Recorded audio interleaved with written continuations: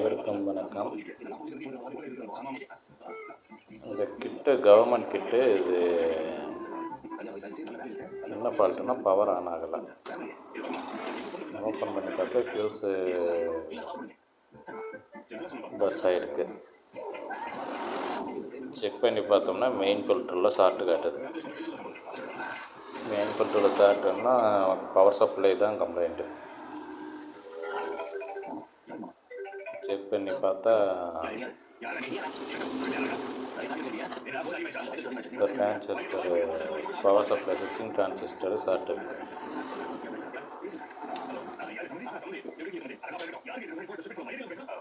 இந்த power supply கம்ப்ளைண்ட்டில் சுவிட்சிங் transistor short இருக்குது.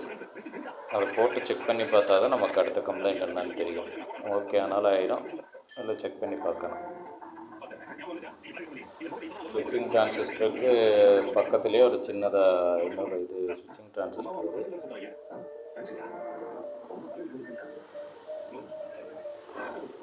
மெயின் பியும் சொல்லுவாங்க. இதை பியூ ஷார்ட் இருக்குது.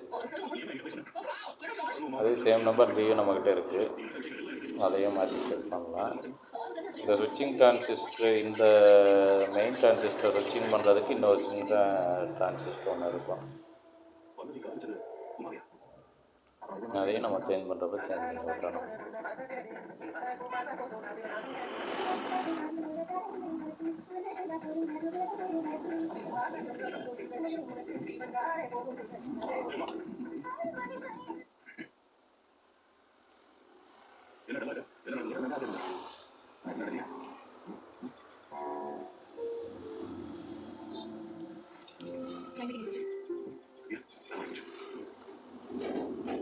நிறைய இதில் ஸ்பேர்ஸ் அடி ஆகிடுது.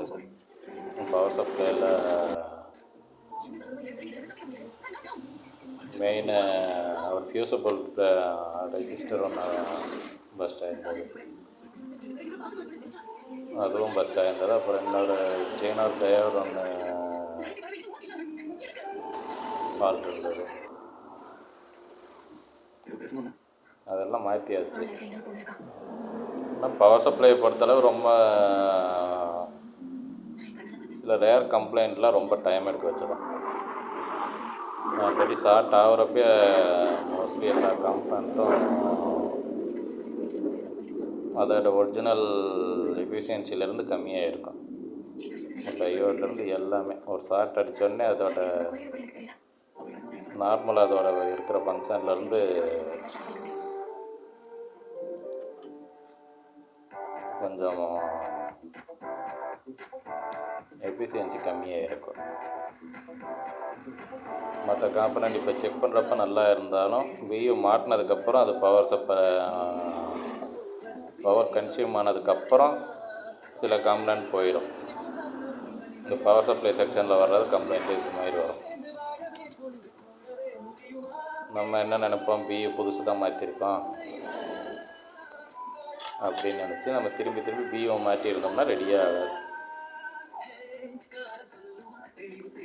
பியூ நம்ம மாற்றியாச்சு, அந்த பியூ மாற்றியாச்சு. அது பக்கத்தில் இருக்கிற சின்ன டிரான்சிஸ்டரும் மாற்றியாச்சு. ரெசிஸ்டரு, அந்த ஃபியூசபிள் ரெசிஸ்டரு எல்லாமே நம்ம மாற்றி இந்த கிட்டில் செக் பண்ணியும் பார்த்தாச்சு. இதாக இருக்குது பாருங்கள், இதே ஃபியூசபிள் ரெசிஸ்டர் இதுதான் பஸ்ட் ஆகிருக்கு. அந்த மெயின் ஃபில்ட்ரு கெப்பாசிட்டருக்கு இதில் இருந்து தான் இன்புட் வரும். இது எதுக்காக கொடுக்குறாங்கன்னா ஃபியூஸே சம்டைம் போகலைனாலும் இந்த ரெசிஸ்டர் ஓப்பன் ஆகிடும், மற்ற காம்பனண்ட்டு சேஃபாக இருக்கும். அதையும் மீறி சில காம்பனண்ட்டு அடி ஆகிடுது, இந்த பியூ அவுட் ஆகிடுது. அந்த ரெசிஸ்டர்லாம் சின்ன கம்மியான வேல்யூவில் தான் கொடுத்துருப்பாங்க. அதனால் பவர் சப்ளையில் அதெல்லாம் அடி ஆகிடும்.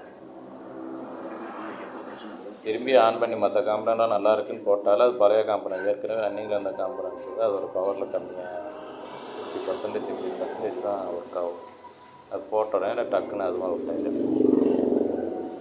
பவர் சப்ளை பொறுத்தளவு சில வேலைகள் வந்து நம்மளை வெளுத்து விட்டுரும்.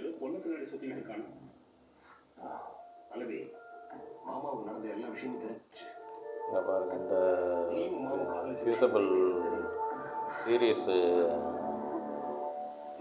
ஃபில்டர் ஒன்று இருக்குது, அதை போட்டு நம்ம ஆன் பண்ணி பார்க்கலாம். இந்த சீரீஸ் ஃபில்டர் சும்மா ஆன் பண்ணி செக் பண்ணுறதுக்காக மட்டும் போடுறேன். ஃபியூசபிள் ரெஜிஸ்டர் போட்டே ஆகணும். கொஞ்சம் கன்ஃபியூஷன்ல இருக்கா. அதுக்கு இன்னும் அவன் மேல பாசம் இருக்குன்னு நினைச்சிட்டு இருக்கா.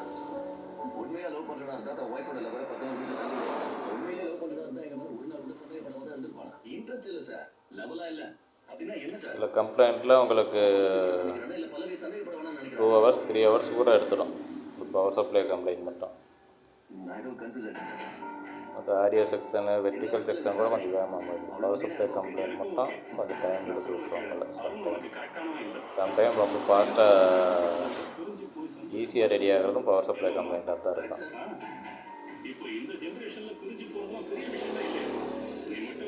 எல்லாம் மாற்றி ஒரு டைம் ட்ரை சால்ட்டு செக் பண்ணிடலாம். எல்லாத்துலேயும் ஆடியோ செக்ஷனு வெர்டிக்கல் செக்ஷனு ஒரு போர்டை நீங்கள் டிஸ்மேண்டில் பண்ணுன்னா ஃபுல்லாக ட்ரை சால்ட்டு ஒரு டைம் செக் பண்ணிடலாம். நெக் போர்டு மற்ற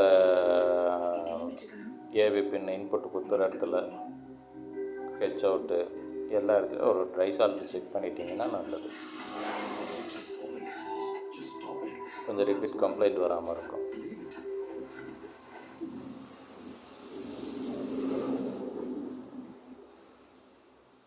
ஃபில்டர்ஸ் எல்லாம் ஒரு டைம் செக் பண்ணி ஃபிசிக்கலாக செக் பண்ணிக்கலாம். ஃபில்டர்லாம் நல்லா இருக்கா என்னென்னு ஒரு டைம் பார்த்துக்கிட்டிங்கன்னா உங்களுக்கு நீங்கள் ஒர்க் பண்ணி கொடுத்தாலும் உங்களுக்கு ரிப்பீட் கம்ப்ளைண்ட் வராமல் இருக்கும்.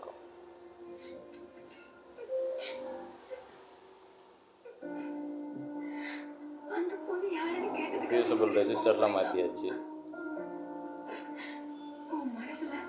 மாற்றி செட்டு ஒரு 10 minutes ரன் ஆச்சு. 10 minutes ரன் ஆனதுக்கப்புறம் திரும்பியும் கம்ப்ளைண்ட். பாருங்கள், இந்த ஃபியூசபிள் ரெஜிஸ்டரும் மாற்றிட்டேன். இந்த ஒயிட் கலரில் இருக்குது பாருங்கள், அதுதான் இந்த ஒயிட் கலரில் மெயின் ஃபில்டருக்கு பஸ்ஸுக்கு பக்கத்தில் இருக்கிறது தான். என்ன பண்ணலான்னா இதுக்கு 5 wire மாடல் மாற்றிடலாம். மாடல் மாற்றினோன்னா பவர் சப்ளையில் வேறு எதாவது காம்பனண்ட் போயிருந்தாலும் மாடல் வந்து டைரெக்டாக தான் ஃபங்க்ஷன் ஆகும் உங்களுக்கு. இந்த சுவிட்சிங்கு டிரான்சிஸ்டரு ரெசிஸ்டரு அதெல்லாம் எந்த கண்ட்ரோலும் தேவையில்லை. மெயினில் கொடுக்கறதுனால இந்த மாதிரி கொடுத்துட்டிங்கன்னா உங்களுக்கு கொஞ்சம் ஈஸியாக இருக்குது. பாருங்கள், அதில் ரெட் கலரை வந்துட்டு கலெக்டிவ் பின்னில் கொடுக்கணும். 5 wire டிரான்சிஸ்டர் எப்படி ஃபிக்ஸ் பண்ணியிருக்கேன்னு பார்த்துக்கோங்க. அந்த அலுமினிய பாடியில் டிரான்சிஸ்டர் பியை ஃபிக்ஸ் பண்ண மாதிரி ஃபிக்ஸ் பண்ணி ரெட் கலரை வந்து கலெக்டரில் கொடுத்துடணும்.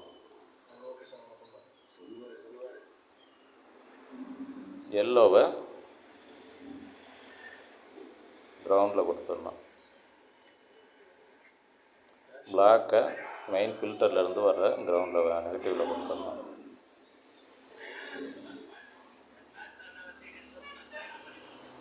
ப்ளூ கலரை 110 voltக்கு எடுக்கிறோம். அந்த